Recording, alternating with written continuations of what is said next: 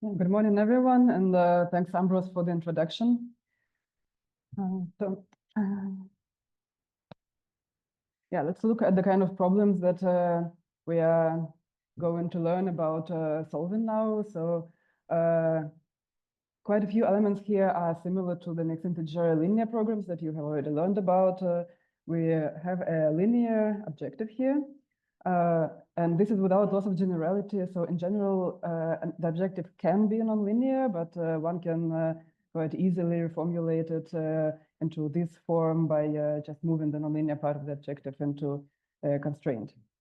And then we can still have some linear constraints, but the part which sets these problems apart starts here in the third line, where we have the functions g of x, which are nonlinear, and here we will assume them to be continuously differentiable on the domain of the variables. And we have some bounds on the variables, but these bounds can be infinite, so we do not necessarily assume finite bounds. And we also still have some integer variables. And the nonlinear functions can be convex. In this case, we have some nice properties that we can rely on, or they can also be non-convex. And in the non-convex case, we have to take extra steps in order to ensure that we find the global optimum. So here are some examples of how nonlinearities occur in applications. And these are just a few. So for example, one can multiply some variable quantity by a variable multiplier, which happens in many models, but for instance, in water treatment units, so where one removes some contaminants from the water. Or AC power flow, alternating current power flow, is a very relevant application nowadays. And because of the alternating currents, the power flows have to be described by nonlinear functions. Or for example, distance constraints are a very easy example of nonlinearities. And there are many, many more. And sometimes the practitioners like to approximate these functions by some linear functions to get a mixed integer linear program. And for some applications, this may be fine, but also quite often these approximations will be not accurate, quite far from accurate. And then it is often also important to have an actually feasible solution and an optimal solution. And then one wants to employ these techniques for mixed integer nonlinear programming. So when I think about solving MINLP, then I like to view it in terms of three main parts. And these parts would also be familiar to you from the MILP lectures. But to go over these parts again, first we have the primal part, where we need to find feasible solutions. And relatively, this part is somewhat simple. So it's usually done by primal heuristics, and most research goes into the dual part, but the primal part is still important, and important also for practical applications, because quite often the practitioners want a feasible solution, and optimality might or might not be important. Then the second part is the dual side, which deals with proving optimality. And here we want to build such a formulation for which we can ensure optimality, but it is also fine if we have some infeasible solution, because this still gives us a dual bound which we can use for the proving. And this provides guarantees on solution quality. So either if we want to actually solve the problem and prove that a solution that we find is an optimal solution, or if we want to have some guarantees on solution quality for a solution that maybe is not optimal, but we want to say, okay, this is within, say, 10 or 28% from the optimum, and that we can guarantee.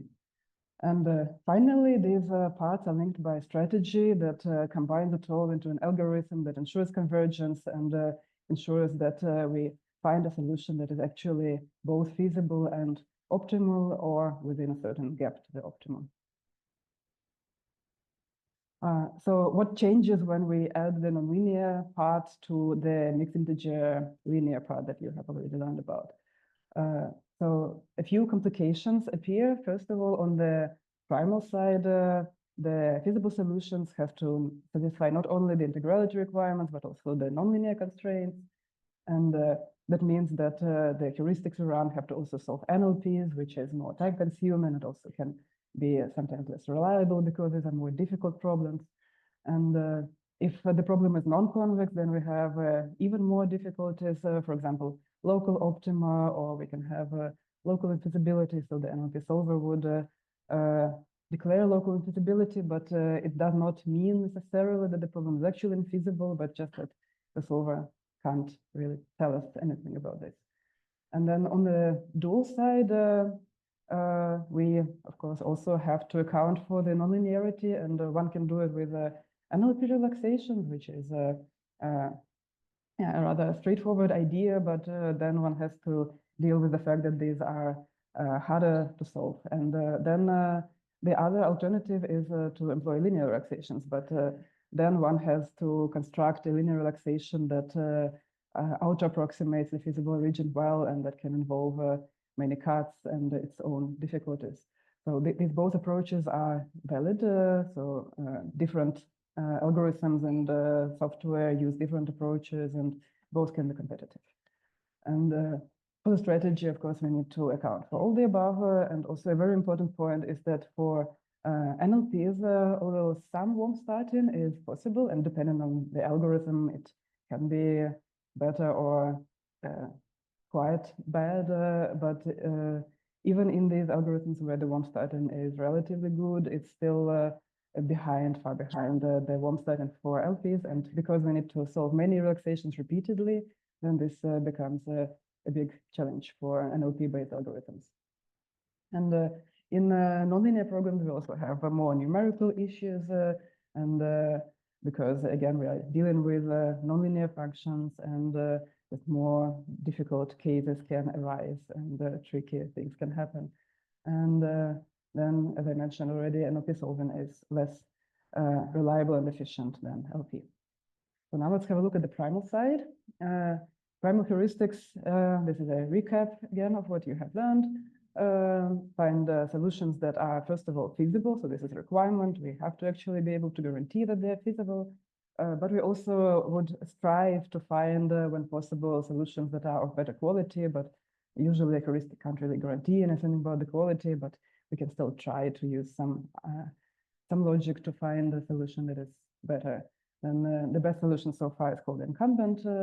And the common theme in primal heuristics tends to be that one restricts the problem in some way, so that a provably feasible solution can be efficiently found for the restricted problem. And in a non-convex case, we also have additional difficulties, local optimality, and these problems usually are just solved for local optimality. And it is okay because they are still feasible solutions, but on the other hand, this means that the quality of these solutions can be quite bad, and there isn't so much that one can do about it without employing some advanced techniques. And this is an overview of what primal heuristics exist for MINLPs. First of all, many MILP heuristics can be just directly applied to mixed integer linear programs. Of course, there is no guarantee that the linear constraints will be satisfied by the solution, but in that case, the point can still be used as a reference point for another heuristic, for example, NLP local search. And NLP local search fixes integer variables and then solves an NLP so that to maybe find some feasible point. And the reference point can be, for example, an integer feasible solution that comes from a relaxation, or it can come from a MINLP heuristic. And then there is the undercover heuristic, which is more special in terms that it looks at the structure of the problem, and it tries to do something that is actually special for the nonlinear part. And the idea here is to find a subset of variables such that when these variables are fixed, then all the constraints become linear. And then this becomes an MILP subproblem, which can be solved efficiently. And this does not require any one to ignore, this does not require one to ignore the nonlinear constraints. And then there are also a number of sub-MI-NLP heuristics, which are extensions of LNS, large neighborhood search heuristics for MILPs. And they search around promising solutions and restrict the search area by introducing some additional constraints or fixing variables. And then the subproblem is an MINLP as well. So now the proven optimality is generally the more challenging part, and it's quite often the part where most of the computational effort is spent, and it is also the part where most of the intellectual effort of the researchers is spent. And this section is thus going to be larger than the primal one. And so here is a brief overview of the structures. I'm going to remind of the concept of relaxations and how they're used to find lower or dual bounds. And then I'm going to talk about relaxations for convex and non-convex problems, and then a bit about how to manage cuts and also some general strategies one can use for strengthening relaxations. So a relaxation is a set that contains the feasible set, and we usually want the relaxation to be efficiently solvable, so somehow tractable, and it should also be solvable to global optimality. So here, because we can have non-convex problems, this is an important distinction. And the relaxations can be, for example, convex or linear, and some algorithms employ other types of relaxations that might also include discrete variables. So this also depends on the specific algorithm, but it has to have some nice properties. And it is also preferable that relaxations are, on the one hand, tight, so that they auto-approximate the feasible region fairly well, and that the dual bound is as close as possible to the actual optimum of the problem. And we also want relaxations that are compact, so they shouldn't have an excessive number of variables and or constraints, because it can also slow down the problem, and then what we gain from having a good dual bound we lose in just spending too much time on solving this. And quite often these two goals are conflicting, and then one has to find some sort of a trade-off between tightness and compactness, and decide just how complicated the formulation should be, and what is that sweet spot where we gain the most. And finally, relaxations also should have reasonable numerics, because again, in the nonlinear case, this can get even harder than in the linear case, and we don't want, for example, cutting planes that have coefficients that are too different in magnitude, or parallel cuts or very dense cuts, because that is also not very good for the algorithm's efficiency. So for convex MINLPs, we can just relax integrality requirements, and we immediately get a convex problem. So that is already nice, that we can efficiently solve to global optimality. What one can also do is replace the nonlinear set with an outer approximation. So then one gets rid of the nonlinearity, but it's now a relaxation, of course.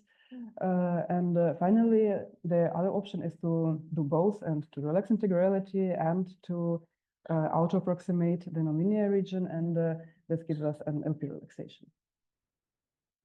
So how do we outer approximate nonlinear constraints? This is usually done by gradient cuts. So these are so this illustrates these cuts. Here we have a feasible region, and here we have relaxation, and here we have some cut that cuts off a feasible point. And gradient cuts are basically tangents to this function g at the reference point. But if the reference point is outside of the feasible set and not on the boundary, then in general, these gradient cuts will not be tight. So what one can also do is do projected cuts, so project the reference point onto the feasible set, and then one gets a tighter cut that actually touches the feasible set at the reference point. But it is also a question of whether it's worth to put this extra effort into projecting the cut, or sometimes it's just good enough to have a gradient cut. For non-convex MINLPs, first one can do convex relaxations. So relax integrality in this case does not give you a convex relaxation immediately, so extra steps are required. And the best relaxation that one can have is the convex hull so which means the smallest convex set that contains the original feasible set. But in general, we usually can't find the convex hull formulation explicitly. There are a few techniques for different nonlinearities where one can do this, but in general, we can't count on always being able to do that. And usually we can't also handle the entire feasible set at once. We have to look at individual constraints. And to do that, we have to construct convex underestimators of these constraints. But even this is a difficult problem since for an arbitrary function, we also don't know how to do this. So what one usually does is that one finds simpler sub-expressions for which we do have techniques to construct convex underestimators. And for example, like powers and or squares or products and a number of other functions which we can work with directly.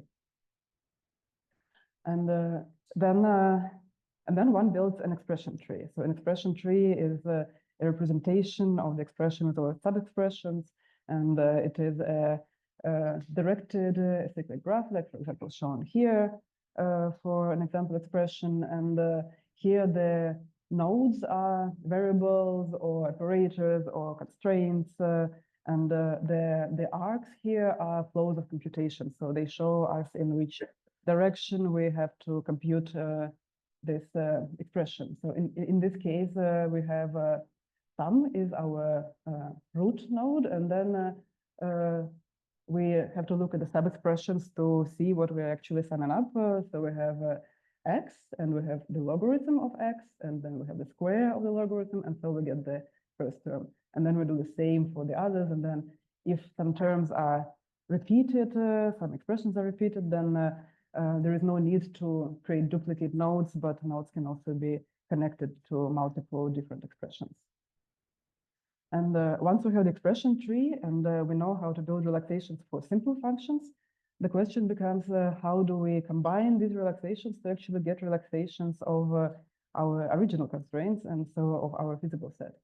And there are two main approaches for this. First, one can construct McCormick relaxations. These do not require additional variables, and they are based on, they are piecewise continuous relaxations that are based on the projection argument, and they use convex and concave envelopes of the functions that define the sub-expressions of the constraint. And the other method is the auxiliary variable method.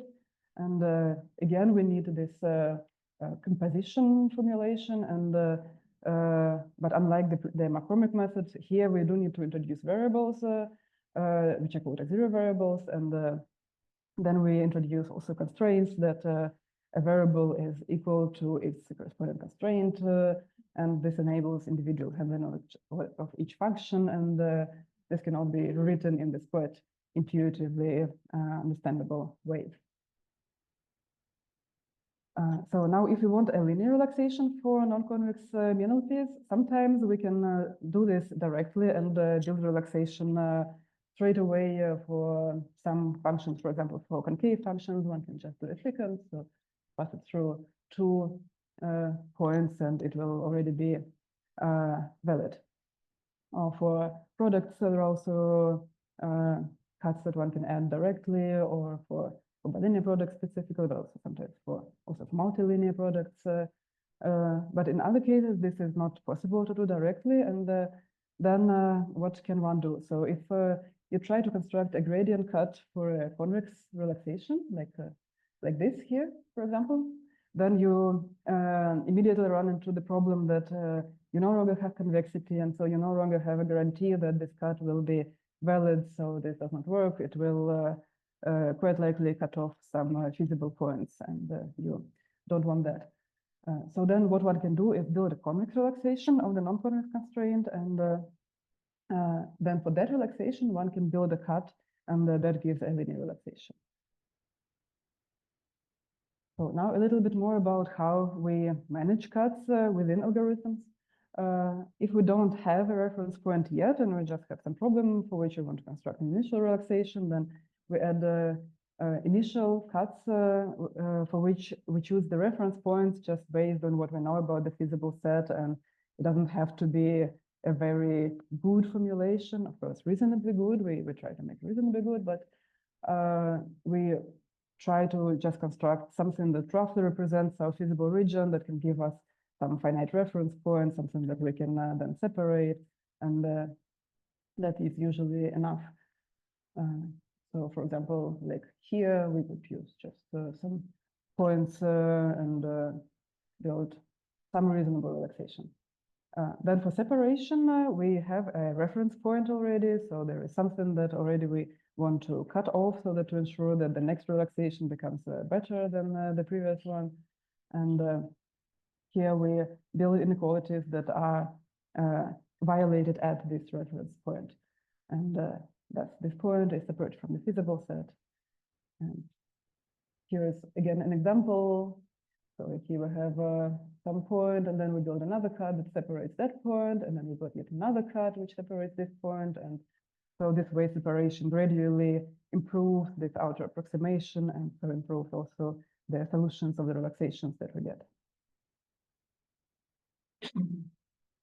And finally, there is also the question of cut selection, since we can still obtain a great amount of cuts that are violated by the current LP solution, and then the current relaxation solution, and then the question is which cuts we want to employ, and this is also by itself a difficult problem, and one usually uses some criteria, such as, for example, how parallel the cuts are to each other, or how much the violation of this cut is, and so on. And some techniques can also be used to additionally strengthen the relaxation. First of all, many relaxations of non-convex constraints depend on variable bounds, and then tightening these bounds leads to tighter relaxations. For example, for the McCormick relaxation, which is a very well-known relaxation of bilinear constraints, so here is an example of bilinear constraint, we have this dependence on the bound, and these graphs illustrate how if we have these wider bounds, then we get a rather loose relaxation, but if we tighten the bounds, then we get something much tighter. And tighter bounds can be obtained, for example, from branching, which I will talk about later, or they can be obtained from specialized bound tightening techniques, or, for example, some algorithms also employ piecewise linear relaxations, which then build these smaller regions that outer approximate the feasible set better. And another typical way of strengthening relaxations is to use more constraints, and this is usually not very straightforward, so many papers are written in that fashion, but focusing on very different nonlinearities. And one example is the perspective reformulation. So here we have some convex set. In this example, I have a quadratic set, so we want to be above the parabola. In general, it just has to be convex. And then we also have an additional requirement that the variable has to, for example, be 0 when some indicator variable is 0. And then we can look at the space of this original argument, the indicator variable, and the function itself, and see what relaxations we can get there. If we do that in a straightforward manner, then we get just this quadratic surface here, which is again quite loose as we approach 0. But one can also employ the so-called perspective function to build a tighter relaxation, which will look like this. So it's a nonlinear function that zooms into 0, and this gives a much tighter formulation. Now, how to put this all together? So we want to find the optimal solution, and we also want to prove that it is optimal. And sometimes proving just some gap is also enough. And I will give a brief overview of algorithms for convex MINLPs, and then I will also have a closer look at the special branching bound algorithm. For convex MINLPs, there are generally two main families of algorithms. So one constructs mixed integer linear programming relaxations, and then refines them by solving some subproblems. One of these methods is the outer approximation method, and it solves this MILP relaxation, and then it fixes the variables, the integer variables, and then it solves the resulting NLP problem, which is a subproblem. So it represents some subsets of the whole set of feasible solutions. And at the solution of this NLP problem, one can add then gradient cuts, and then these cuts are added to the master problem, the MILP, and then it is solved again, and then we can repeat this until the algorithm converges. Then another algorithm is the extended cut-in planes algorithm. It's quite similar in the general scheme to the auto-approximation algorithm, but the difference here is that it does not solve NLP subproblems, but it just keeps that step altogether and just adds cuts based on the solutions of the MILP relaxations.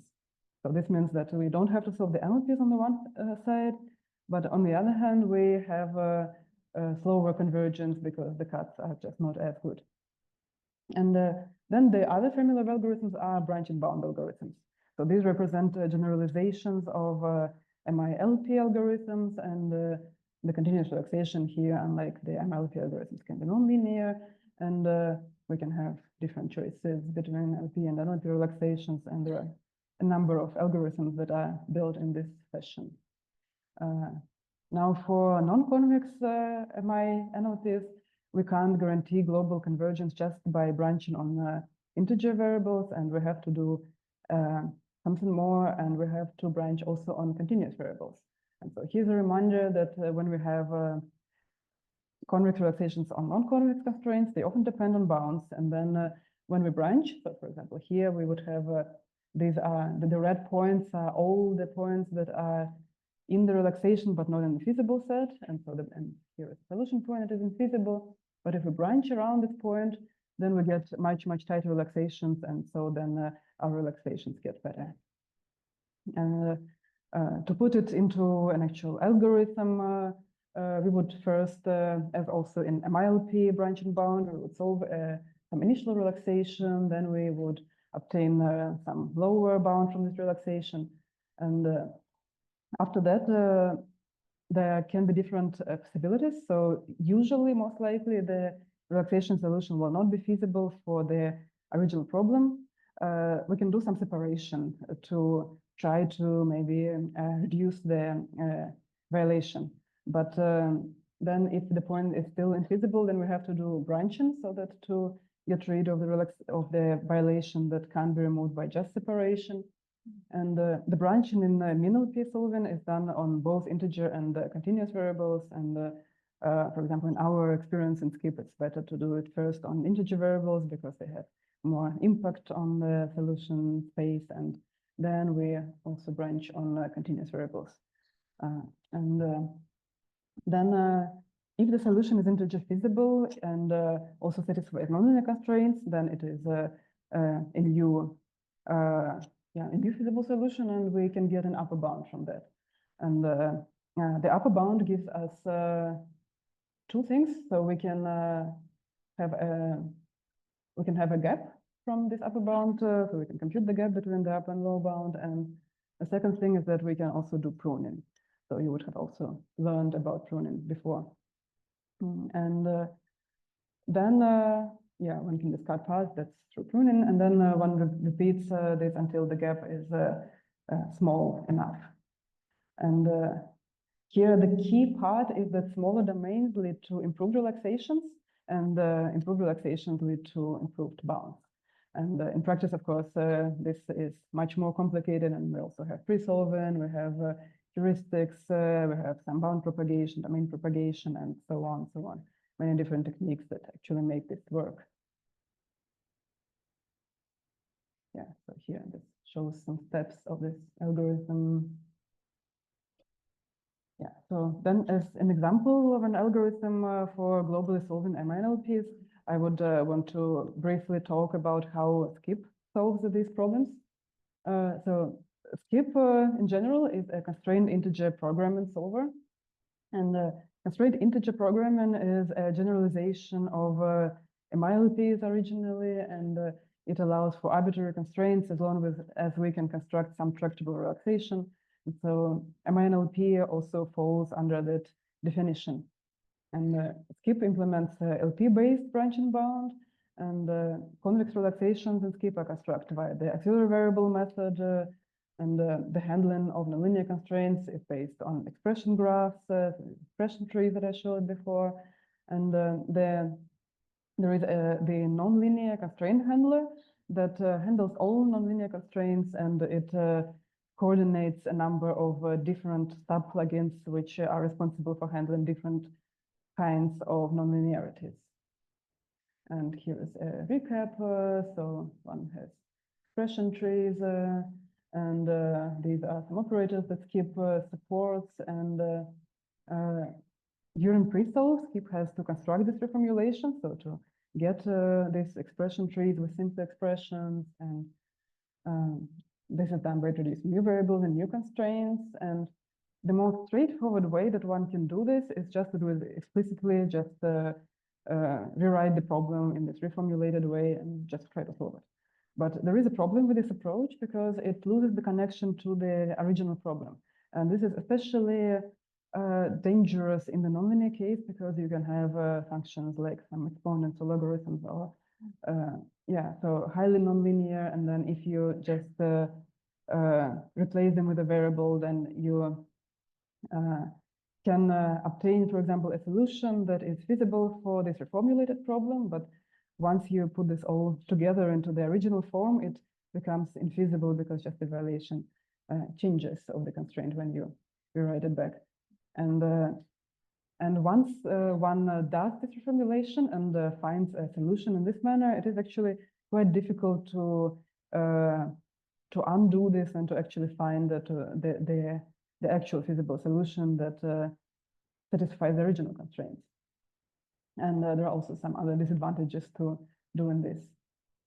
And so what we do in SCIP is that we avoid constructing explicit reformulations of the problem.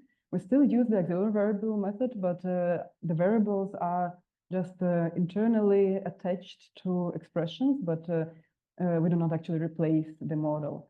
And these are all just internal structures, and these auxiliary variables are used for relaxation purposes, and we use them to find dual bounds. But when we, for example, check feasibility of some solution, then we still use original constraints.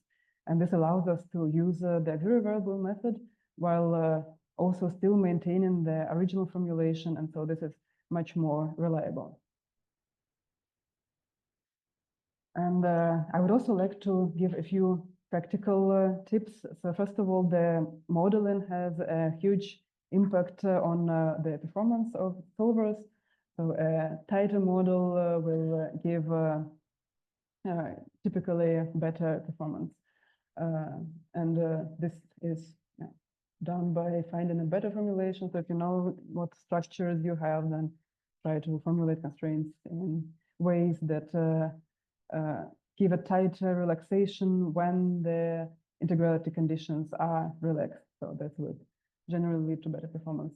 And here's an example of such a constraint. So we have this x squared plus y squared less than or equal than some coefficient times a binary variable. Then we can write it in this most straightforward way. And this is the set that we would obtain. And this is perfectly valid. So this would generally work, but it might not be as fast. And so what one can do is just put this square to this binary variable, and then this immediately improves the relaxation. So now it's a second order cone, and it's much tighter than this more simple formulation, and it usually improves performance of the solvers.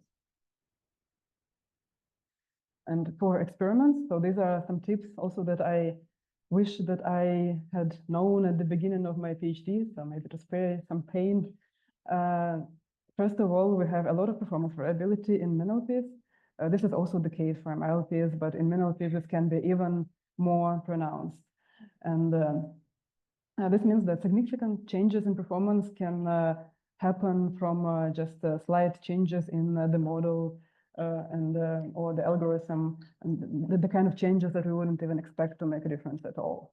And this makes it more difficult to obtain reliable results. But one can also try to leverage this in order to try to find out whether the results are actually consistent or whether it's just something random and maybe not so meaningful. So what one can do is use this performance variability to one's advantage and just introduce model, for example, permutations or some permutations in some random components of the algorithm so that to introduce more variability, but then one would have more results to analyze and to then make some conclusions. And sometimes it is also possible to just see that, okay, this is actually consistent regardless of what permutations I do, and then it's always nice to see because that makes us that makes it possible for us to make some